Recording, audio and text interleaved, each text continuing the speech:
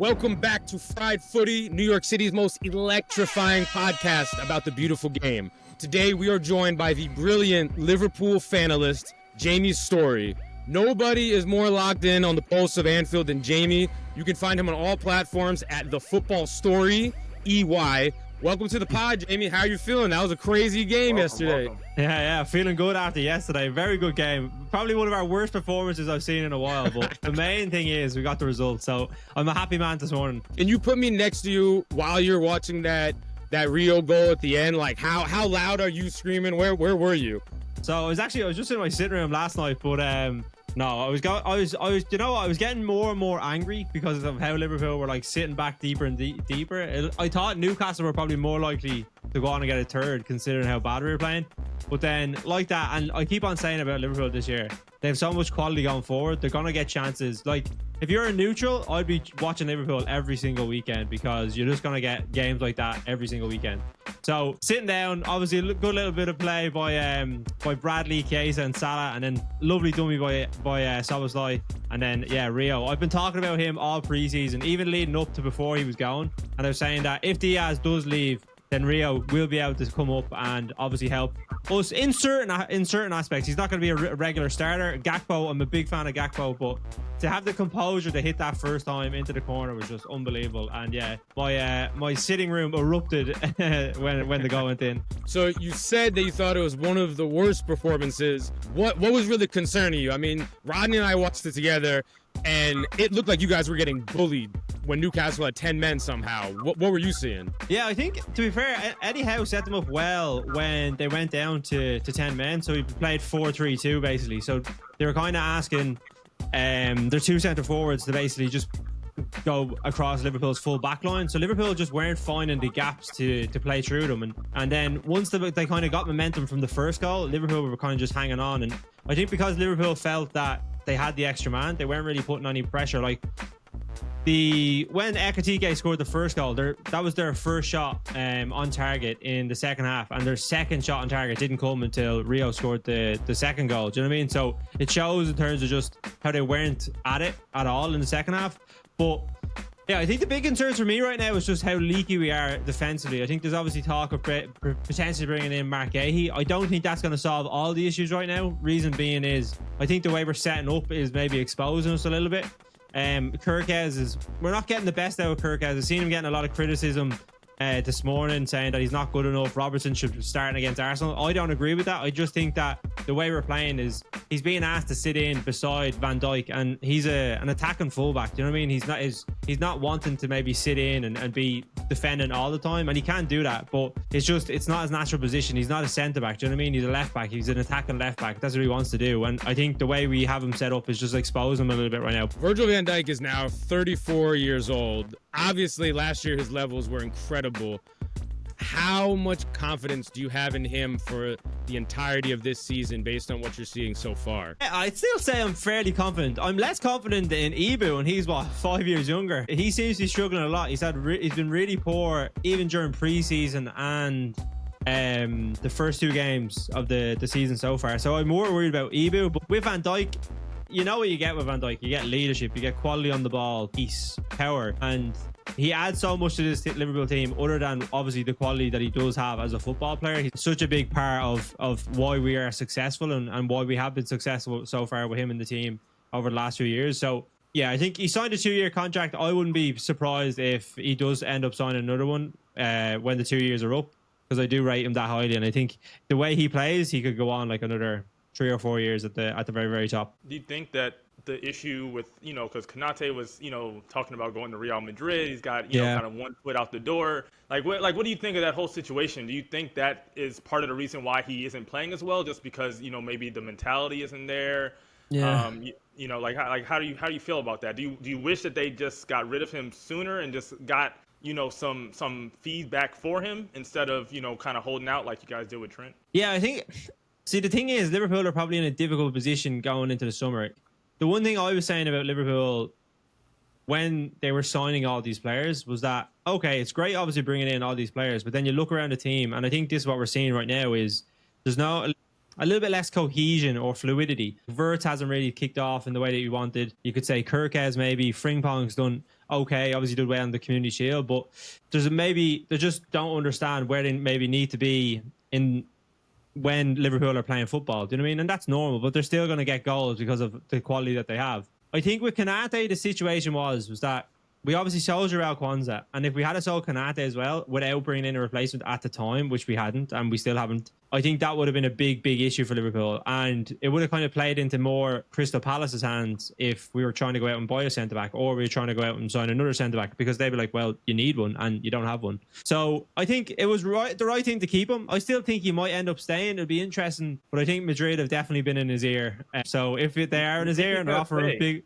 Yeah, I think there's a possibility, but I think with Madrid in his ear, it's like the Isak situation. You never know what way it's gonna go. You know.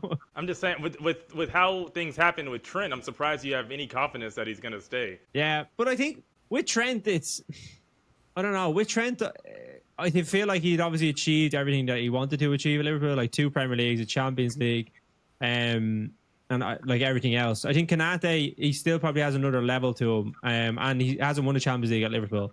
But listen, I think with Trent, it was just a very weird situation. He obviously wanted to go for whatever reason it was, and he obviously said it was personal.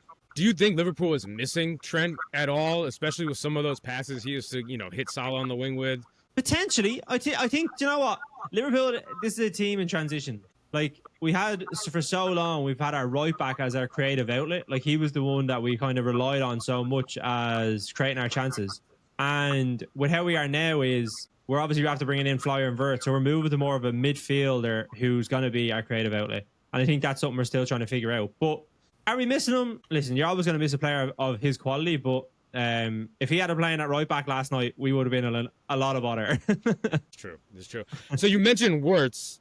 Obviously dropped well over 100 million quid on him. Yeah. Early returns, for me, he's looked a touch slow with his decision making. It seems like the Premier League defenders are on him a little faster. What'd you say, Rodney? I said, just be real, man. He's been terrible through these 2 games. we can be real with Jamie, man. He's been absolutely terrible. He's been the worst. He was probably the worst player on Liverpool's team yesterday. Like, he was. Damn. To me, he was very, very bad. Yeah, he was poor yesterday. I think there's obviously that talk of, like, you think of maybe some Bundesliga players come into the Premier League and they struggle to adapt. There's still success stories within that. Like, you look at like Haaland, Aubameyang, Kevin De Bruyne came. So I just think it's a new Liverpool team. It's a new player in a new league, and it's just trying to like figure out like where he fits into that. And I think he'll come good. I think a player of his quality, like, you look at him for Germany, Bayern Munich are obviously interested in him, Real Madrid were interested in him, Man City are interested in him, and it's question marks over slot in terms of what way he figures out how this team should be working to be the best in attack and the best going defensively. And I just think that's something that we're trying to figure out right now. But I have no doubt that Slot will figure out how to get the best out of Florent Wirtz and unlock the talent that we all know he does have. So with everything you're seeing right now, how confident are you that Liverpool will repeat as Premier League champions? Do you know what? And at the start of the window, and they were obviously signing all these players, we hadn't sold anyone yet. So Diaz, Nunez were still in the squad. I think we're just maybe one player short in the forward area and one player short in centre back. So if you came back to me next week and we had signed Isak and Guéhi, I'd be 100% confident. Yeah, I think right now I'd probably go like 35 Liverpool, Arsenal, and then 30% Man City. Man City are still a little bit lagging behind. Yeah. One thing that we noticed over the past year was Mo Salah seemed to have 2 seasons last year. Ballon d'Or in the first half, it felt like. And in the second half, it was different. Not terrible, still had his moments. It seems like that second half form is carrying over so far. You watch more Liverpool games than us. What did you see in the second half? What have you seen so far? Do you think it's coming back soon, what we had seen in that first half last year? I don't think it's going to come back. That level that he was at last year, I think that's his like mountaintop, his best ever season for him personally. And I think that we need to reset our expectations of like, that's not normal what he did. You know what I mean? So I think if he came back down to a level where he had, I don't know, 30 GA across the whole season, I think that would be fair. Like, he's already now on like 2. Do you know what I mean? So I think that would probably be more realistic than the 47 that he got last year, because I just think that was just like astronomical. I think even he would admit to get the same again this season would probably be very difficult. But his performances so far in the first 2 games of the season have been terrible. He's been terrible in both games. But the way he is he comes up when we need him. And like the pass into Szoboszlai, I don't know whether he was aiming for Rio and maybe he was hoping Szoboszlai was going to go over it, but damn, you're not giving him credit for that one. No, but I think that it was more Szoboszlai's industry than Salah's, but he still gets the assist. You know what I mean? He impacts the game more than any other player in the league, and I think to be able to win the big trophies, you need players that would be able to do that. Slot knows that when you have him in those moments, he will deliver, and that's what he consistently does. So I think he will do the same this year.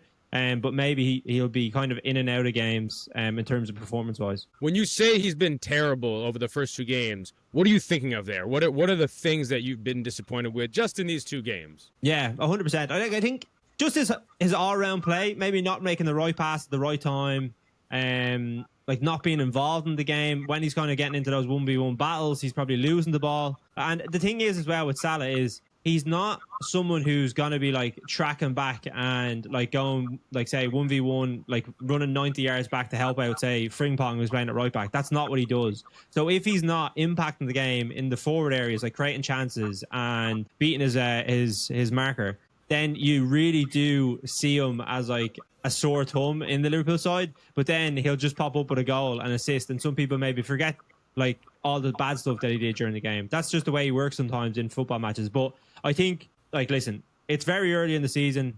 I think the quality that he does have, he definitely will start to put in big performances, and I think we will see a better Mo Salah, say 5-10 games into the season, especially leading up to before he goes to AFCON, because I think he will want to be at his best for that. Jamie, I'm curious, where do you think Liverpool just as a club stands? It seems like they're in a transition between the newer, younger players that you guys have signed and the old guard with Van Dijk and Salah. So just from your perspective, like, I know we talked about the Premier League and if they're going to repeat, but where do you think just overall your team stands? We're definitely seeing a new look Liverpool. I think Liverpool, the team of old, and how we won the league last year was very much Klopp's foundations. And now I think we're starting to see a little bit more of slot, where we are moving towards, like, say, a creative attacking midfielder, which we haven't had for a while. Liverpool's midfield with Klopp has always been built on the foundations of a midfield that works really hard and is very good at getting the ball back and kind of just putting teams under so much pressure. And then you have really quality forwards to go out and get you the goals. So I think it is different right now. But in terms of where I might see them among the top teams in Europe, I think when it comes to Champions League, Liverpool, especially from like the Premier League clubs, they have a very specific, they're a very difficult team to play in Europe, because they are very much a very good cup competition team. Like when you bring it, say, back to Anfield and when you're kind of talking about, like, say, Champions League nights at Anfield, it does hold a lot of weight in comparison to, say, like somewhere like Arsenal or Man City that might not have the same history in the competition. I think Madrid are in a little bit of a transition as well. Barcelona, I think, have a lot of good attacking players. Defensively, I think there are probably still some question marks over them there. But I think that's just the way football is right now. I think centre-backs, defenders especially, they all play on the front foot. Like, we have attacking wing-backs and centre-backs that play on the halfway line. And you see even Man City this season, like, they're playing a high line and trying to play the offside trap. It's just the way teams are defensively. So I would probably put us... I would make us like probably favourites to win the Champions League this season, if I'm being honest. Favourites to win the Champions League? Yeah, just with... I think that was a long build up to get the favorite. Hold on now. Your brother, baby, out. I'm gonna back my a lot. It was just, it was the suspense. I was leading up with the suspense. But I think PSG last season were probably good, but I think coming towards the Club World Cup and just the performances that they put in against Chelsea, I think it'll be interesting to see what way they work this season. Will they have the same hunger, or was that kind of a one-time thing? Because they probably only, if you look at that PSG team, they kind of only clicked into gear for, say, the three knockout games. Like Liverpool at Anfield, they played well against them, and they probably could have knocked them out if it wasn't for Darwin Núñez missing a penalty. But yeah, I just think the other teams have weaknesses, and so do Liverpool. But I think I back my own team to obviously figure out the weaknesses. Barcelona? Yeah, I think Barcelona defense. Their defense is big. He just told you. I'm just saying. You think. So right now, I know this is slightly off topic, but or not even totally. Like right now, for going into the Champions League, would you rather have Salah or Lamine Yamal? That's a good question. I think. I love Yamal. I'm such a big fan of Yamal. Yeah, I think. But say last year, right? Salah won us the Premier League, and yeah, I'd expect him to maybe show up. I didn't show up last year in the Champions League, but I don't know. It's a toss up. You know, Yamal is up and coming, whereas Salah's like gone and done it. I got to back Salah. This is not a toss-up. Yeah, he's going to box Salah. You know he was going to box Salah. Come on. I guess you have to, but man, I don't know. That's tough. No, I think most people will back him out, but like let's see. Hopefully Barcelona and Liverpool will get each other in the Champions League, and then we'll see who's the winner.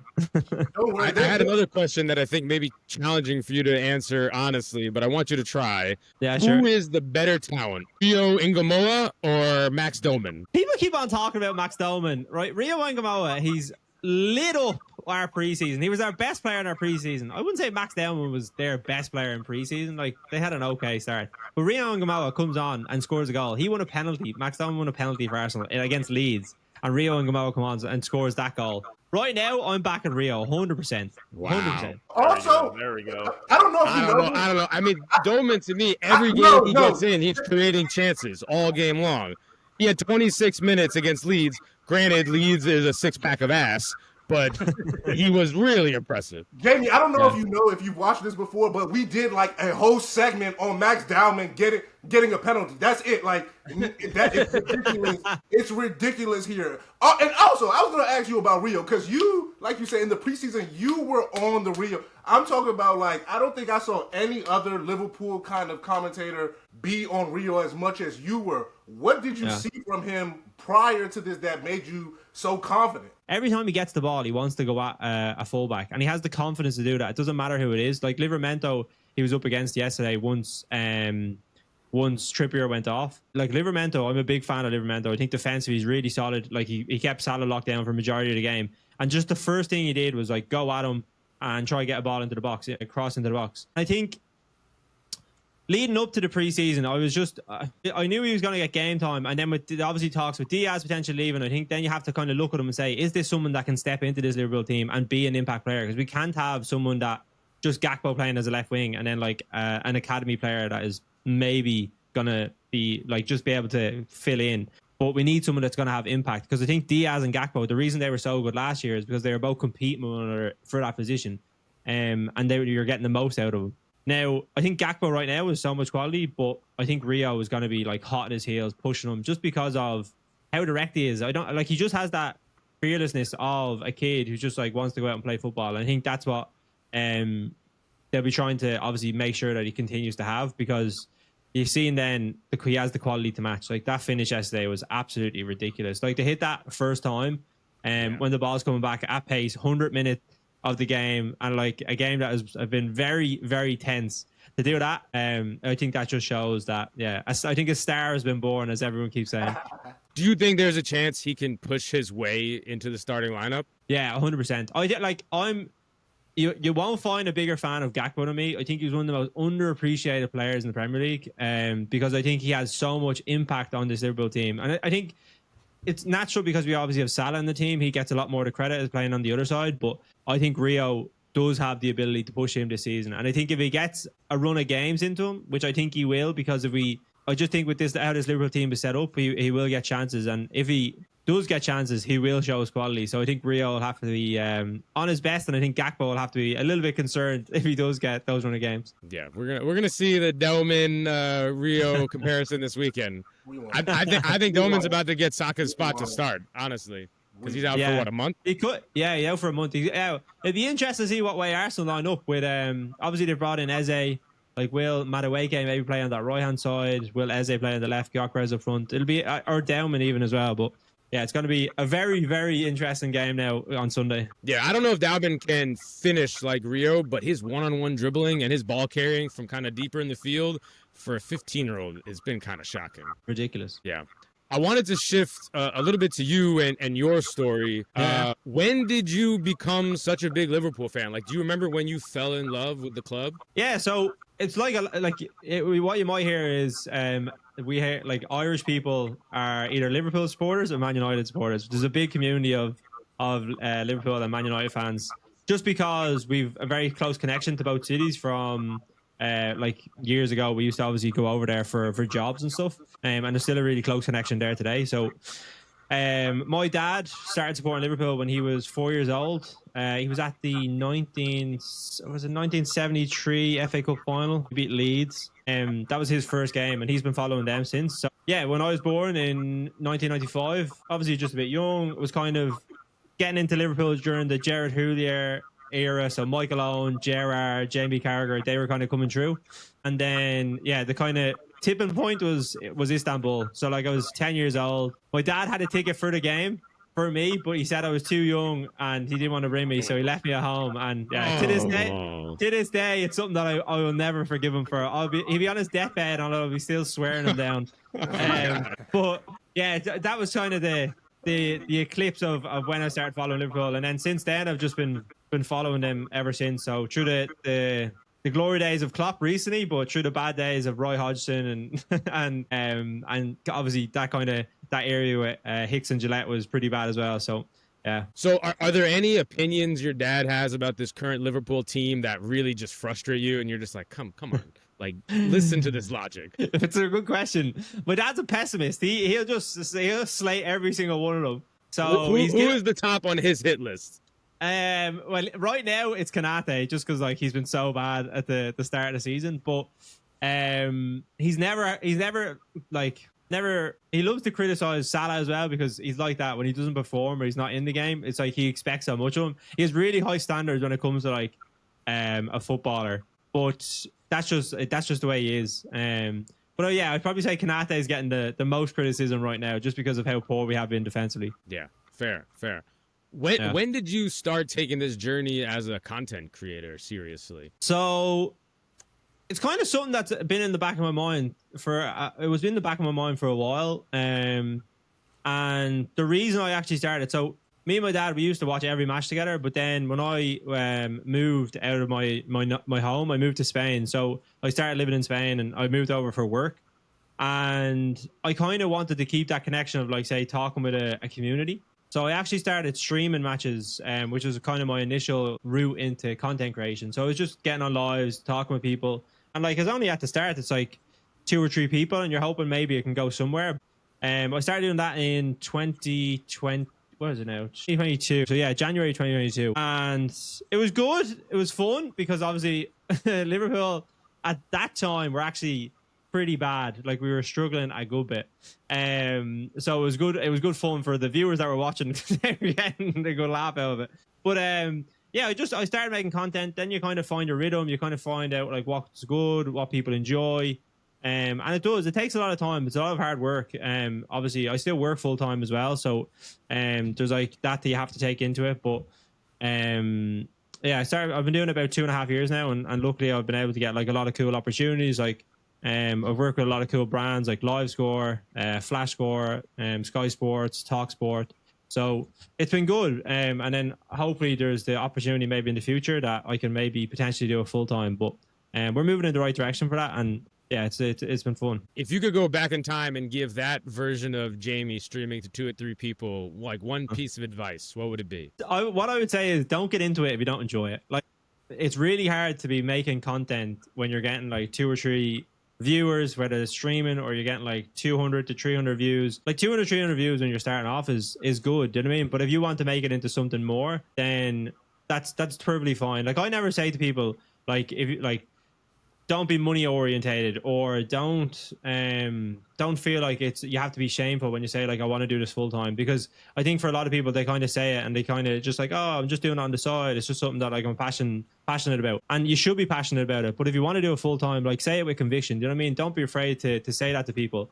Like, I say to people all the time that I want to do it full time, and it kind of takes people a little bit aback, because I think content creator is still kind of not a niche job nowadays, but it's still something that people are like, it's not a real job.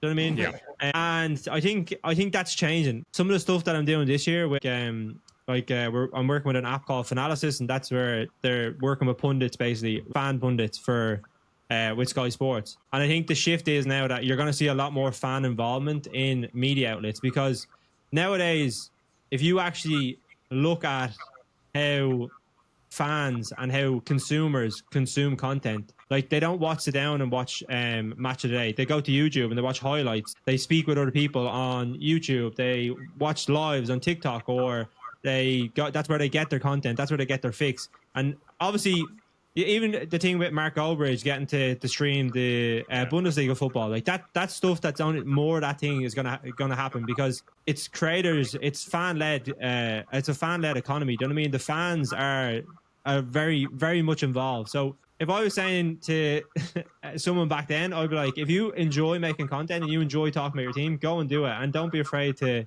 say that with conviction, and go and try and make a career of it, because there's more than enough opportunities for everyone that wants to do it. Jamie, I'm curious. You make a lot of content. Is it easier when Liverpool is good or bad? Do you know what?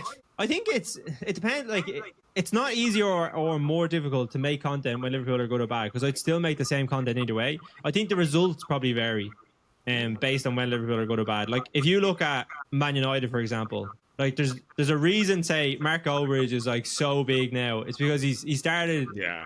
One, I'm not going to take away from his personality, because I think he's a very good personality. He comes across very well in terms of how he communicates his points about football. But his, like, say, rise, has been in with correlation with how bad Man United have been. 100%. And I think that definitely plays into it. Similar to like AFTV, their rise has been because Arsenal have been so bad. And people, when you're talking about your team doing so well, the reasons, like, people will tune into that if they follow that team. They'll watch that. But if people are crashing out and they're going mad about their team, then rival fans will watch that also. So you're getting an extra pump. But yeah, creating content is the same. Like, bad or good, like, you obviously talk about it. You talk about it if you were just, like, say, a normal fan watching it in a pub. So yeah, it doesn't really matter in terms of making it, but definitely the results vary based on how your team is doing.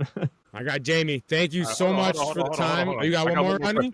I got one more question. Ron is going to ask you about if you think Tottenham can win the league. Here we go. I got to ask at the end, because here we go.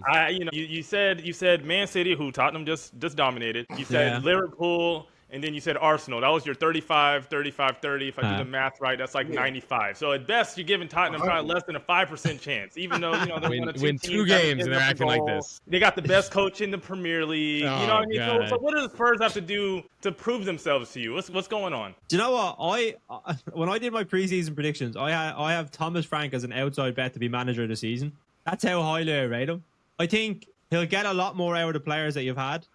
And I think, like, you look at like Romero, Van de Ven, like, there's quality players in that United, or in that Spurs team. So maybe not to win the Premier League, but definitely, I think he's going to get Champions League. I think 100%. And I think he's going to have a really good season with Thomas Frank. It'll be interesting to see how he's doing the Champions League, because I think he is that maybe a manager that could do well in that type of competition. We obviously haven't seen it with Brentford, but I think he sets his teams up very well for specific games, like we've seen against Man City. So never know. Maybe a cup run. Jamie's big on Kudus. He loved Kudus. He was big on Kudus. Yeah, Kudus is good. Kudus, like, even Richarlison. Like, Richarlison is coming up for a World Cup here. He's going to be playing out of his skin this season. Yeah, that's the joke. The Richarlison revival's been amazing. Yeah, he's trying to get on. He's trying to get on Brazil. He wants a trip to New York. I don't blame him. 100%. Fantastic. Jamie, thank you so much for the time. This has been awesome. We'll have you back on soon, and let's see how this Liverpool season goes. Let's see if that defense stays solid. Yeah, hopefully. I think, well, it can't get any worse. That's the one thing I would say. But Tottenham, better defense than Liverpool. Tottenham, better defense than Liverpool. But, you know. Oh, for God. Now. Oh, what a trash bag take. Tottenham, That's better a defense fact. than Liverpool. Does Liverpool have a better left back or right back than Jed Spence right now? Maybe well, Kerkez was just in the team of the season, so yeah, they do. Okay, okay, but now they're using them different. They're utilizing them different. As Liverpool is currently using him, is he better than Jed Spence now? This is why you can't give Tottenham fans anything. I'm just asking a question. You can disagree, but I'll tell you what, he's had a better start to the season, but we'll see how we go. Let's do it after 38 games, then we can talk. Okay, all right. Yeah. But thanks for having me on, guys. It was a pleasure chatting with you, and best of luck for the rest of the season. Yeah, talk soon.